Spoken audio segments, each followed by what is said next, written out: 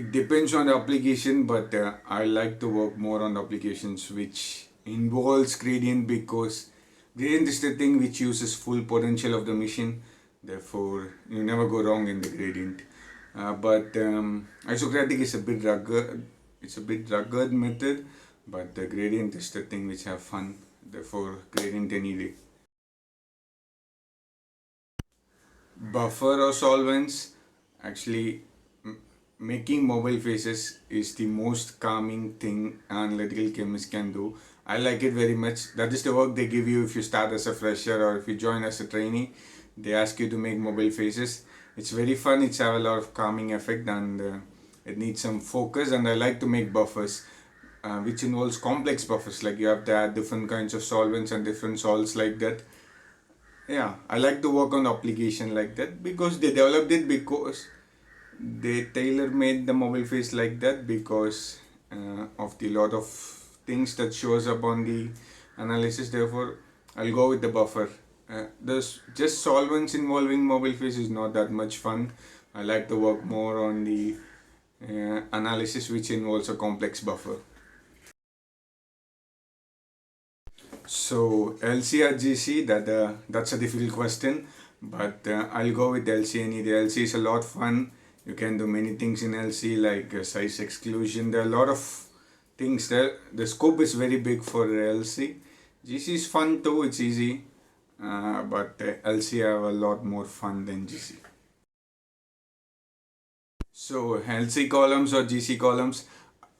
GC columns are a bit headache, you know. You have to maintain the temperature, you have to keep on giving the flow. It's a little bit fragile, and while connecting also it take a lot of time. You have to measure and all. Therefore, I don't have fun with GC columns. LC columns are a lot fun. You just connect it and just fix it. That's all. LC columns are LC columns are easy to handle. GC columns are a headache.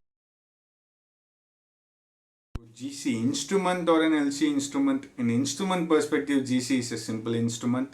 It's quite brilliant too, and there are not much parts, and you can easily remove and put parts. And problem perspective, GC is, I think, easy to work out. If you get a problem in GC, it's easy to work out.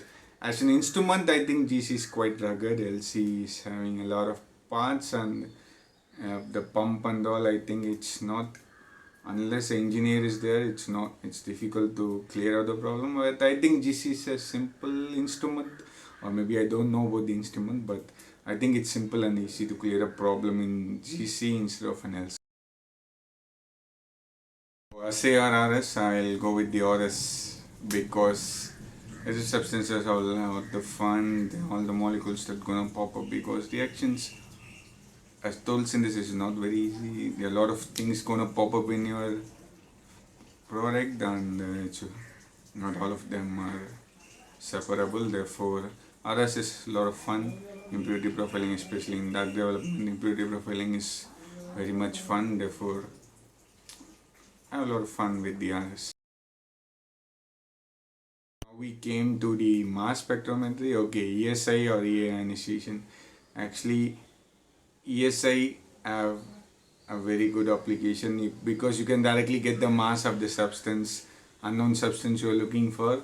But EA is better in chemistry point of view. You can see what kind of fragments is going to turn up and all. So EA is a fun when you see in theory perspective, but ESI is directly gives you the mass. Therefore, it's easy. It's easy to do. It's more valuable to do ESI than EI. It's an application based also, because if ESI is more valuable than EI, but EI is having a lot of chemistry fragmentation thing going on there. It's for a chemist, EI is good. For a person who is looking for a solution, ESI is better.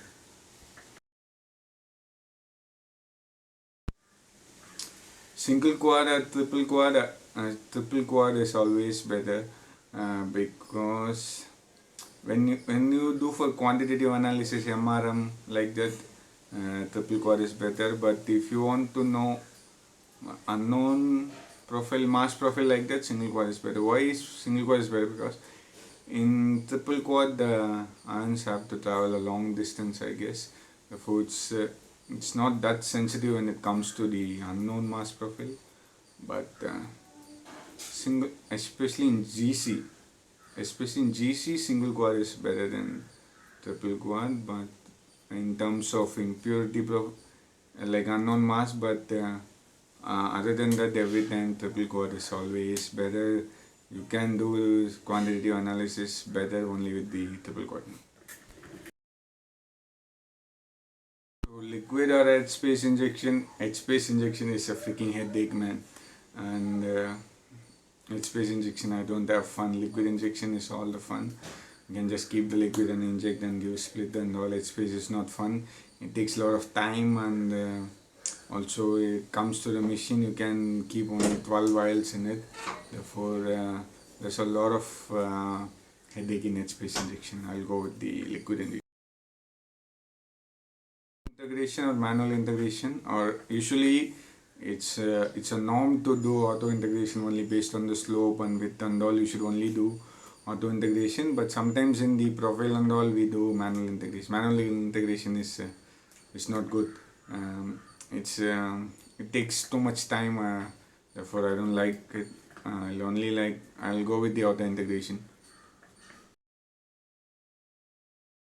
So the question is gloves or no gloves, but I change the.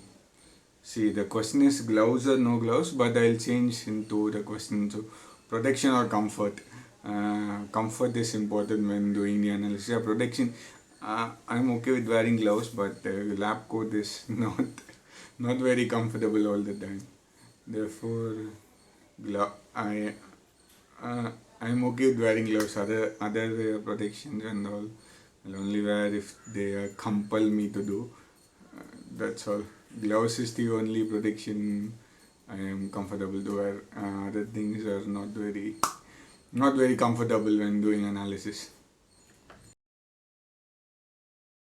Linearity or replicate injections. This also depends on the application, but uh, linearity is having. I'll go with the linearity because linearity is having an advantage. You will know whether you did the analysis proper, or linearity is more assuring than replicate injection. Actually, many applications you should do linearity, and many applications you should do replicate injections.